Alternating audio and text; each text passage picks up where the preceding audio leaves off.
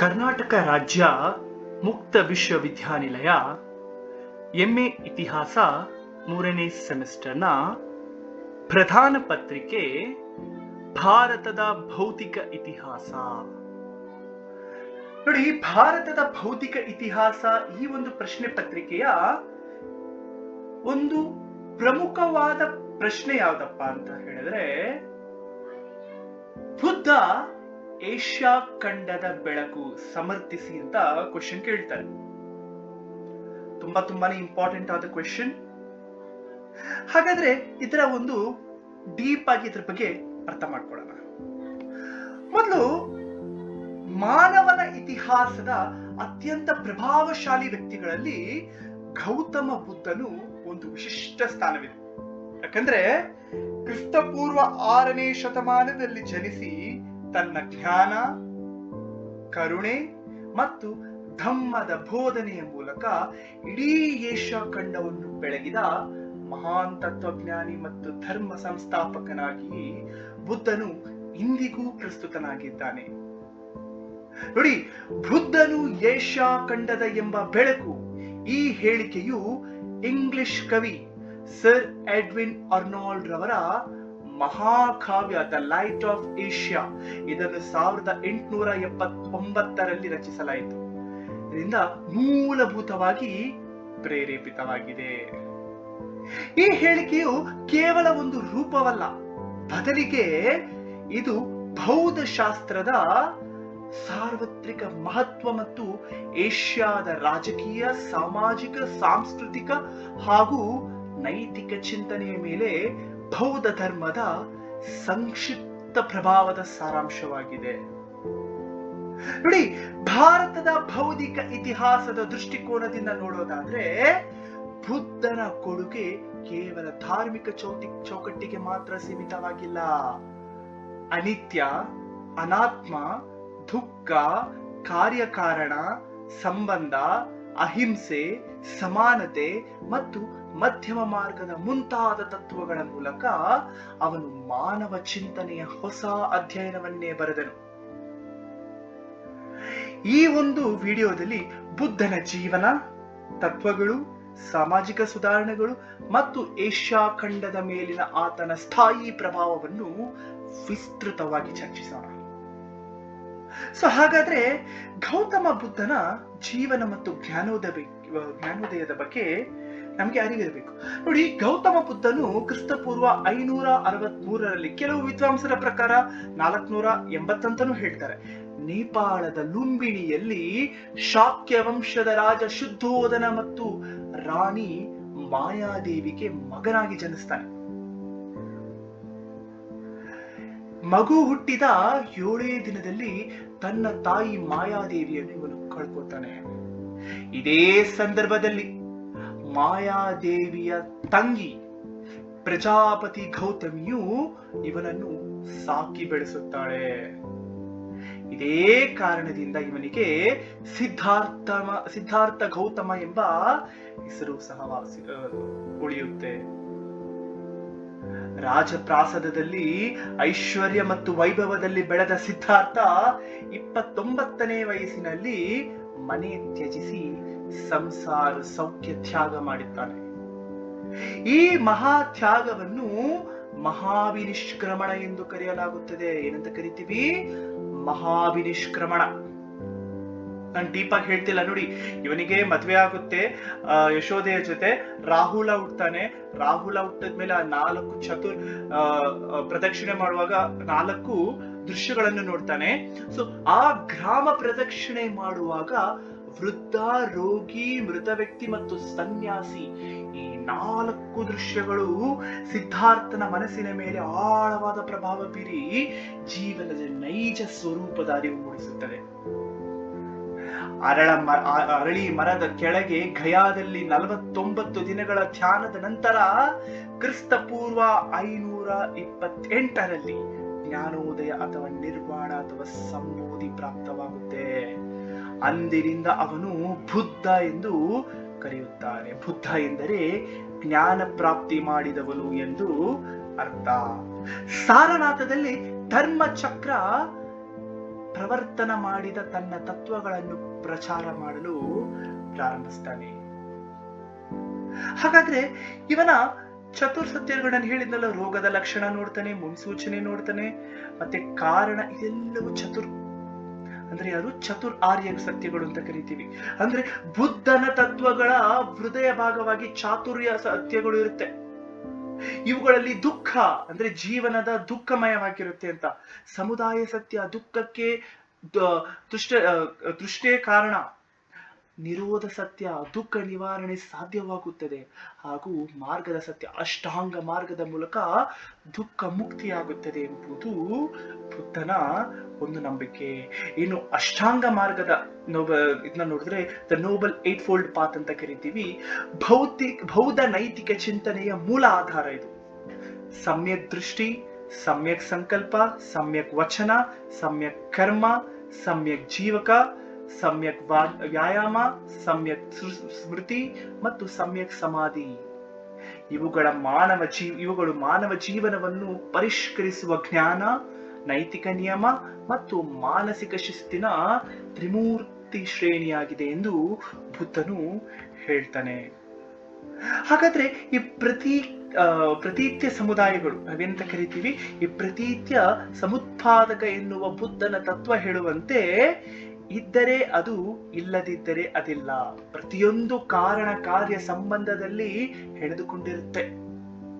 ಈ ತತ್ವ ಆಧುನಿಕ ವೈಜ್ಞಾನಿಕ ಚಿಂತನೆಯ ಮೂಲ ಸ್ಫೂರ್ತಿ. ಅನಿತ್ಯ ಅಂದ್ರೆ ಎಲ್ಲವೂ ಬದಲಾಗುತ್ತದೆ. ಅನಾತ್ಮ, ಕಾಯಂ ಆತ್ಮ ಎಂಬುದಿಲ್ಲ. ಮತ್ತು ದುಃಖ, ಬದಲಾಗುವ ವಸ್ತುಗಳಲ್ಲಿ ಶಾಶ್ವತ ಸಂತೋಷ ಸಾಧ್ಯವಿಲ್ಲ ಎಂದು 3 ಮುಖ್ಯ ಲಕ್ಷಣಗಳನ್ನು ಬುದ್ಧನು ಸಾರುತ್ತಾನೆ. ಇದನ್ನ ತಿಲಕ್ಷಣ ಎಂದು ಕರೀತೀವಿ. ಅಹಿಂಸೆಯನ್ನು ನೋಡ್ತಾ ಹೋದ್ರೆ ಬುದ್ಧನ ನೈತಿಕ ಮೌಲ್ಯಗಳ ಮೂಲಾಧಾರ ಇದು. ಜೀವಿ ಹಿಂಸೆ ಮಾಡುವುದರಿಂದ ಈ ಮೌಲ್ಯ ನಾಶ ಆಗುತ್ತೆ ಅಂತ. ಸೊ ಈ ಮೌಲ್ಯ ನಂತರ ಮಹಾತ್ಮ ಗಾಂಧಿ ಸ್ವಾತಂತ್ರ್ಯ ಹೋರಾಟದಲ್ಲಿ ಪ್ರಯೋಗಿಸಿ ವಿಶ್ವ ಪ್ರಸಿದ್ಧಿ ಪಡೆದರು. ಮಧ್ಯಮ ಮಾರ್ಗದ ತತ್ವಗಳು, ಅತಿಭೋಗ ಮತ್ತು ಅತಿ ಕಠಿಣ ತಪಸ್ಸಿನ ನಡುವಿನ ಸಂತುಲನ, ಇದು ಬೌದ್ಧ ಜೀವನದ ದರ್ಶನ ವಿಶೇಷ ಕೊಡುಗೆ ಎಂದು ಕರಿತೀವಿ. ಇನ್ನು ಸಾಮಾಜಿಕ ಕ್ರಾಂತಿ ಮತ್ತು ಸಮಾನತೆಯ ಬೋಧನೆಯ ಬಗ್ಗೆ ನೋಡ್ತಾ ಹೋದ್ರೆ ನೋಡಿ, ಬುದ್ಧ ಅತಿ ಮಹತ್ವದ ಸಾಮಾಜಿಕ ಕೊಡುಗೆ ಎಂದರೆ ಜಾತಿ ವ್ಯವಸ್ಥೆಯ ವಿರೋಧ. ವೈದಿಕ ಸಂಪ್ರದಾಯ ಜಾತಿಯನ್ನು ಜನ್ಮದಿಂದ ನಿರ್ಧರಿಸುತ್ತಿತ್ತು. ಬುದ್ಧನು ಜಾತಿ ಹುಟ್ಟಿನಿಂದಲ್ಲ, ಕರ್ಮದಿಂದ ನಿರ್ಧಾರವಾಗುತ್ತದೆ ಎಂದು ಸಾರ್ತಾನೆ. ಬ್ರಾಹ್ಮಣ, ಕ್ಷತ್ರಿಯ, ವೈಶ್ಯ, ಶೂದ್ರ ಮತ್ತು ಅಸ್ಪೃಶ್ಯ ವರ್ಗದ ಜನರಿಗೂ ಅವನ ಸಂಘ ಅಂದ್ರೆ ಮಠ ತೆರೆದಿತ್ತು. ಸ್ತ್ರೀ ಮತ್ತು ಪುರುಷ ಇವರಿಬ್ಬರು ಮಠ ಪ್ರವೇಶದ ಸಾಧ್ಯವಾಗುತ್ತಿತ್ತು. ವೈದಿಕ ಧರ್ಮ ಯಜ್ಞ, ಬಲಿ, ಕ್ರಿಯಾಕರ್ಮಗಳ ಮೂಲಕ ಆಡಂಬರ ತೋರುತ್ತಿದ್ದ ಕಾಲದಲ್ಲಿ ಬುದ್ಧನು ಆಂತರಿಕ ಶುದ್ಧಿ, ನೈತಿಕ ಜೀವನ ಮತ್ತು ಧ್ಯಾನವನ್ನು ಮೋಕ್ಷ ಮಾರ್ಗ ಎಂದು ಪ್ರತಿಪಾದಿಸ್ತಾನೆ. ಹಬ್ಬೋ ದಿಪ್ಪೋ ಭವ ಅಂದ್ರೆ ನಿನಗೆ ನೀನೇ ಬೆಳಕಾಗು ಎಂದು ಅವನ ಕೊನೆಯ ಸಂದೇಶ ಸ್ವನಿರ್ಧಾರ ಮತ್ತು ವ್ಯಕ್ತಿಯ ಘನತೆ ಮತ್ತು ಮಹಾಘೋಷವಾಗಿ ಹೊರಹೊಮ್ಮಿತು. ಬ್ರಾಹ್ಮಣ ಮಧ್ಯಸ್ಥಿಕೆ ಇಲ್ಲದೆ ಪ್ರತಿಯೊಬ್ಬ ವ್ಯಕ್ತಿಯು ಮೋಕ್ಷ ಪಡೆಯಬಹುದು ಎಂಬ ಸಂದೇಶ ದೀನ ದಲಿತ ವರ್ಗಕ್ಕೆ ಮಹಾ ಪ್ರೋತ್ಸಾಹ ನೀಡಿತು. ಮಹಿಳೆಯರ ಧಾರ್ಮಿಕ ಸ್ವಾತಂತ್ರ್ಯ ವಿಷಯದಲ್ಲಿ ಬುದ್ಧನು ಕ್ರಾಂತಿಕಾರಕ ಹೆಜ್ಜೆಯನ್ನಿಟ್ಟನು. ಆತನ ಶಿಷ್ಯ ಆನಂದನ ಒತ್ತಡಕ್ಕೆ ಮಣಿದು ಬುದ್ಧನು ಮಹಿಳೆಯರ ಸಂಘ ಅಂದ್ರೆ ಭಿಕ್ಷುಣಿ ಸಂಘವನ್ನು ಸ್ಥಾಪಿಸಲು ಅನುಮತಿ ನೀಡ್ತಾನೆ. ಮಹಾಪ್ರಜಾಪತಿ ಗೌತಮಿ ಅವನ ಸಾಕು ತಾಯಿ ಮೊದಲ ಭಿಕ್ಷುಣಿ ಆಗ್ತಾಳೆ, ನೆನ್ಪಿಟ್ಕೊಳ್ಳಿ. ಈ ಕ್ರಮ ಭಾರತದ ಸ್ತ್ರೀ ವಿಮೋಚನೆ ಇತಿಹಾಸದ ಮೊದಲ ಪ್ರಯೋಗ ಎಂದೇ ಪರಿಗಣಿಸಲಾಗುತ್ತೆ. ನೆನ್ಪಿಟ್ಕೋಬೇಕಿದು. ಇನ್ನು ಏಷ್ಯಾ ಖಂಡದಲ್ಲಿ ಬೌದ್ಧ ಧರ್ಮದ ಪ್ರಸಾರವನ್ನು ನಾವು ನೋಡ್ತಾ ಹೋದ್ರೆ, ಬೌದ್ಧ ಧರ್ಮವು ಭಾರತದ ಗಡಿ ದಾಟಿ ಏಷ್ಯಾದಂತ ಹರಡಿತು ಎಂಬ ಅಂಶ ಬುದ್ಧ ಏಷ್ಯಾ ಖಂಡದ ಬೆಳಕು ಎಂಬ ಹೇಳಿಕೆಗೆ ಮೂಲಾಧಾರವಾಗಿ ನಿಂತಿದೆ. ಯಾಕಂದ್ರೆ ಇದಕ್ಕೆ ನಾವು ಇತಿಹಾಸವನ್ನು ನೋಡ್ತಾ ಹೋದ್ರೆ, ಮೌರ್ಯ ಚಕ್ರವರ್ತಿ ಅಶೋಕ ಬೌದ್ಧ ಧರ್ಮದ ಅತಿ ಮಹಾನ್ ಪೋಷಕ. ಕಳಿಂಗ ಯುದ್ಧದ ಭೀಭತ್ಸ ನರಹತ್ಯೆ ಕಂಡ ನಂತರ ಹೃದಯ ಪರಿವರ್ತನೆ ಹೊಂದಿ ಅಶೋಕ ಬುದ್ಧ ಧರ್ಮ ಸ್ವೀಕರಿಸಿದನು. ಅಶೋಕ ಬೌದ್ಧ ಧರ್ಮ ಸ್ವೀಕರಿಸ್ತಾನೆ. ಧರ್ಮ ಮಹಾಮಾತ್ರ ಅಧಿಕಾರಿಗಳನ್ನು ನೇಮಿಸಿ ಅಹಿಂಸೆ, ಸಹಿಷ್ಣುತೆ ಮತ್ತು ದಾನ ಧರ್ಮ ಪ್ರಸಾರ ಮಾಡ್ತಾನೆ. ಅಶೋಕನ ಮಗ ಮಹೇಂದ್ರ ಮಗಳು ಸಂಘಮಿತ್ರೆ ಶ್ರೀಲಂಕಾಗೆ ಬೌದ್ಧ ಧರ್ಮ ತೆಗೆದುಕೊಂಡು ಹೊರಡ್ತಾರೆ. ಹೀಗೆ ದಕ್ಷಿಣ ಏಷ್ಯಾದ ಶ್ರೀಲಂಕಾ, ಮ್ಯಾನ್ಮಾರ್ ಅಂದ್ರೆ Burma, Thailand, Cambodia, Laos, Vietnam ಎಲ್ಲ ಕಡೆ ತೇರವಾದ ಅಂದ್ರೆ ಹೀನಯಾನ ಬೌದ್ಧ ಧರ್ಮದ ಕೇಂದ್ರಗಳಾಗುತ್ತೆ. ಇನ್ನು ಕಾಂಬೋಡಿಯಾದ ಅಂಕೋರ್ ವಾಟ್ ಮತ್ತು ಬಾಲಿಯ ದೇವಾಲಯಗಳು ಬೌದ್ಧ ಹಿಂದೂ ಮಿಶ್ರ ಸಂಸ್ಕೃತಿಯ ಸ್ಮಾರಕ. ಇನ್ನು ಉತ್ತರ ದಿಕ್ಕಿನಲ್ಲಿ ಮಹಾಯಾನ ಬೌದ್ಧ ಧರ್ಮ ಮಧ್ಯ Asia, China, Japan, Korea, Tibet ಅನ್ನು ತಲುಪುತ್ತೆ. ಚೀನಾದಲ್ಲಿ ಬೌದ್ಧ ಧರ್ಮ ಚಾನ್ ಅಥವಾ ಝೆನ್ ಅಂತ ಕರಿತೀವಿ ಪಂಥವಾಗಿ ವಿಕಸವಾಯಿತು. ಜಪಾನ್ನ ಝೆನ್ ಬೌದ್ಧ ತತ್ವ ಇಂದಿಗೂ ವ್ಯವಹಾರ, ಕಲೆ, ಯುದ್ಧ ಕಲೆ ಮತ್ತು ಮನೋವೈದ್ಯಶಾಸ್ತ್ರದ ಮೇಲೆ ಪ್ರಭಾವ ಬೀರುತ್ತೆ. ಇನ್ನು ಟಿಬೆಟ್ನಲ್ಲಿ ವಜ್ರಯಾನ ಬೌದ್ಧ ಧರ್ಮ ಆಗಮಿಸಿ ಲಾಮಾ ಪರಂಪರೆಯನ್ನು ನಿರ್ಮಿಸಲಾಯಿತು. ಇನ್ನು ದಲಾಯಿ ಲಾಮಾ ಇಂದಿಗೂ ಬೌದ್ಧ ಆಧ್ಯಾತ್ಮ ಹಾಗೂ ಶಾಂತಿ ಚಳುವಳಿಯ ಮುಖಂಡರಾಗಿ ನಿಂತಿದ್ದಾರೆ. ಇನ್ನು ಬೌದ್ಧ ಧರ್ಮದ ಬೌದ್ಧಿಕ ಮತ್ತು ಸಾಂಸ್ಕೃತಿಕ ಪ್ರಭಾವವನ್ನು ನಾವು ನೋಡ್ತಾ ಹೋದ್ರೆ ನಳಂದ ಮತ್ತು ವಿಕ್ರಮಶೀಲ ವಿಶ್ವವಿದ್ಯಾಲಯಗಳು ಬೌದ್ಧ ಬೌದ್ಧಿಕ ಚಳುವಳಿಯ ಮಹಾಕೇಂದ್ರಗಳಾಗಿ ಏಷ್ಯಾದ ವಿವಿಧ ದೇಶಗಳಿಂದ ವಿದ್ಯಾರ್ಥಿಗಳನ್ನು ಆಕರ್ಷಿಸಿದವು. ಯುಎನ್ ಸಾಂಗ್ ಆಗಿರ್ಬೋದು, ಚೀನಾದಿಂದ ಬಂದು ನಳಂದದಲ್ಲಿ ಅಧ್ಯಯನ ಮಾಡಿ ಭಾರತ ಇತಿಹಾಸಕ್ಕೆ ಮೌಲ್ಯವಾದ ಮಾಹಿತಿಯನ್ನು ನೀಡ್ತಾನೆ. ಬೌದ್ಧ ತತ್ವಶಾಸ್ತ್ರದ ಹಲವಾರು ಶಾಖೆಗಳಾಗಿ ವಿಸ್ತರಿಸಿತು. ಮಾಧ್ಯಮಿಕ ನಾಗಾರ್ಜುನ, ಯೋಗಾಚಾರ, ವಸುಬಂಧು, ವಿಜ್ಞಾನವಾದ ಮತ್ತು ಶೂನ್ಯವಾದ ಈ ಶಾಖೆಗಳು ಭಾರತೀಯ ದರ್ಶನ ಚಿಂತನೆ ಮಾತ್ರವಲ್ಲದೆ ಚೀನಿ, ಜಪಾನಿ ಮತ್ತು ಟಿಬೆಟ್ ತತ್ವಶಾಸ್ತ್ರಗಳ ಮೇಲೂ ಶಾಶ್ವತ ಪ್ರಭಾವ ಬೀರಿದವು. ಇನ್ನು ನಾಗಾರ್ಜುನನ ಶೂನ್ಯತಾ ಸಿದ್ಧಾಂತದ ಪಶ್ಚಿಮ ತತ್ವಶಾಸ್ತ್ರಜ್ಞರನ್ನು ಆಕರ್ಷಿಸುತ್ತದೆ. ಬೌದ್ಧ ಧರ್ಮದ ಕಲೆ ಮತ್ತು ವಾಸ್ತುಶಿಲ್ಪವನ್ನು ಏಷ್ಯಾ ಸಂಸ್ಕೃತಿಯ ಗುರುತಿನ ಭಾಗವಾಗುತ್ತೆ. ಯಾಕಂದ್ರೆ ಅಜಂತ ಮತ್ತು ಎಲ್ಲೋರದ ಗುಹಚಿತ್ರಗಳು, ಸಾಂಚಿ ಮತ್ತು ಬರಹೂತದ ಸ್ತೂಪಗಳು, ಅಮರಾವತಿ ಮಂಟಪದ ಶಿಲ್ಪಗಳು ಬೌದ್ಧ ಕಲಾ ಪರಂಪರೆಯ ಶ್ರೇಷ್ಠ ಮಾದರಿಗಳು. ಮ್ಯಾನ್ಮಾರ್ನ ಭಗಾನ್ ಪಗೋಡಾಗಳು, ಬ್ರೋಡೋರ್ಗಳು ಅಂದ್ರೆ ಇಂಡೋನೇಷ್ಯಾದಲ್ಲಿ ಬರುತ್ತೆ ಸ್ತೂಪ ಏಷ್ಯಾದ ಬೌದ್ಧ ಸ್ಥಾಪತ್ಯ ಕಲೆಯ ಅಮರ ಉದಾಹರಣೆ. ಇನ್ನು ಆಧುನಿಕ ಕಾಲದಲ್ಲಿ ಬುದ್ಧನ ಪ್ರಸ್ತುತಿಯನ್ನು ನಾವು ನೋಡ್ತಾ ಹೋದ್ರೆ ನೋಡಿ, 19ನೇ ಮತ್ತು 20ನೇ ಶತಮಾನದಲ್ಲಿ ಭಾರತೀಯ ನವೋದಯ ಚಳುವಳಿ ಮತ್ತು ಬಹಿಷ್ಕಾರ ಆಂದೋಲನದ ಮೇಲೆ ಬೌದ್ಧ ಚಿಂತನೆ ಆಳವಾದ ಪ್ರಭಾವ ಬೀರಿದೆ.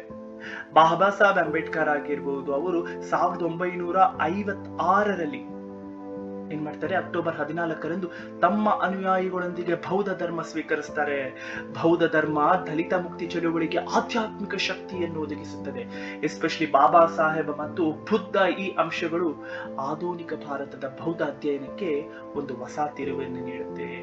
ಇನ್ನು ಜಾಗತಿಕ ಮಟ್ಟದಲ್ಲಿ ಬೌದ್ಧನ ಧ್ಯಾನ ಆಗಿರ್ಬೋದು, ಇನ್ನು ಅನೇಕ ಕೇಂದ್ರಗಳು ಲೈಕ್ ಅಮೆರಿಕ, ಯುರೋಪ್ ಮತ್ತು ಆಸ್ಟ್ರೇಲಿಯಾದ ಬೌದ್ಧ ಕೇಂದ್ರಗಳ ಸಂಖ್ಯೆ ವೇಗವಾಗಿ ಹೆಚ್ಚುತ್ತಾ ಹೋಗುತ್ತೆ.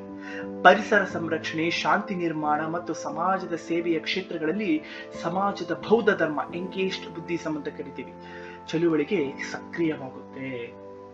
ಥಿಚ್ ನಾತ್ ಹಾನ್ ವಿಯೆಟ್ನಾಂ ಮತ್ತು ಡಾಕ್ಟರ್ ಸುಲಕ್ ಸಿವರಕ್ಸಾ ಥಾಯ್ಲೆಂಡ್ ಮುಂತಾದ ಆಧುನಿಕ ಬೌದ್ಧ ಸಂತರು ಮಾನವ ಹಕ್ಕು, ಪ್ರಜಾಪ್ರಭುತ್ವ ಮತ್ತು ಪರಿಸರ ಸಂರಕ್ಷಣೆಯ ಹೋರಾಟದಲ್ಲಿ ಬೌದ್ಧ ತತ್ವ ಅಳವಡಿಸಿ ವಿಶ್ವಗಮನವನ್ನು ಸೆಳೆದರು. ಇನ್ನು ಇದರ ಒಂದು ಉಪಸಂಹಾರವನ್ನು ನಾವು ನೋಡೋದಾದ್ರೆ ನೋಡಿ, ಬುದ್ಧನು ಏಷ್ಯಾ ಖಂಡದ ಬೆಳಕು ಎಂಬ ಹೇಳಿಕೆ ಕೇವಲ ಕಾವ್ಯಮಯ ರೂಪಕವಲ್ಲ, ಇದು ಇತಿಹಾಸ, ತತ್ವಶಾಸ್ತ್ರ, ಸಮಾಜ ಚಿಂತನೆ ಮತ್ತು ಸಾಂಸ್ಕೃತಿಕ ಸಂಶ್ಲೇಷಣೆಯ ಮಹಾಸಾರಾಂಶ. ಮಾನವ ದುಃಖದ ಮೂಲವೇ ಆಸೆ. ನೈತಿಕ ಮಾರ್ಗಸೂಚಿ, ಜಾತಿ ತಾರತಮ್ಯ ವಿರೋಧಿಸಿ ಸ್ತ್ರೀ ಸಮಾನತೆಯನ್ನು ಸಾರಿ ಅಹಿಂಸೆಯನ್ನು ಪ್ರತಿಪಾದಿಸಿದ ಬುದ್ಧನು ಕ್ರಿಸ್ತಪೂರ್ವ 6ನೇ ಶತಮಾನದಲ್ಲಿ ನಡೆಸಿದ ಬೌದ್ಧಿಕ ಕ್ರಾಂತಿ ಇಂದಿಗೂ ಪ್ರಸ್ತುತವಾಗಿದೆ. ಭಾರತದಿಂದ ಜಪಾನ್ವರೆಗೆ, ಶ್ರೀಲಂಕಾದಿಂದ ಮಂಗೋಲಿಯಾವರೆಗೆ, ಅಫ್ಘಾನಿಸ್ತಾನದಿಂದ ಇಂಡೋನೇಷ್ಯಾದವರೆಗೆ ಬೌದ್ಧ ಧರ್ಮ ಹರಡಿ ಸ್ಥಳೀಯ ಸಂಸ್ಕೃತಿಗಳೊಂದಿಗೆ ಸಮ್ಮಿಳಿತವಾಯಿತು.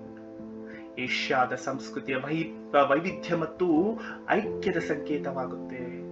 ಅನ್ವೇಷಣಾ ಮನೋಭಾವ ಮತ್ತು ಸಂಶಯ ದೃಷ್ಟಿ ಮತ್ತು ಅನುಭವದ ಆಧಾರಿತ ಜ್ಞಾನ ಪ್ರಾಮುಖ್ಯ ಎಂಬ ಬೌದ್ಧ ಮನೋಭಾವ ಆಧುನಿಕ ವೈಜ್ಞಾನಿಕ ಚಿಂತನೆಯ ಮೂಲಕ ಚೈತನ್ಯವನ್ನು ಹೊರಹೊಮ್ಮುತ್ತೆ.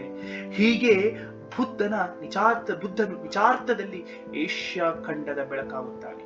ಅಜ್ಞಾನ, ಅಸಮಾನತೆ ಮತ್ತು ದುಃಖದ ಕತ್ತಲನ್ನು ಜ್ಞಾನ, ಕರುಣೆ ಮತ್ತು ಮುಕ್ತಿಯ ಬೆಳಕಿನಿಂದ ಓಡಿಸಿದ ಮಹಾನ್ ಜ್ಯೋತಿ ಬುದ್ಧ ಆಗಿದ್ದಾನೆ. ಧನ್ಯವಾದಗಳು.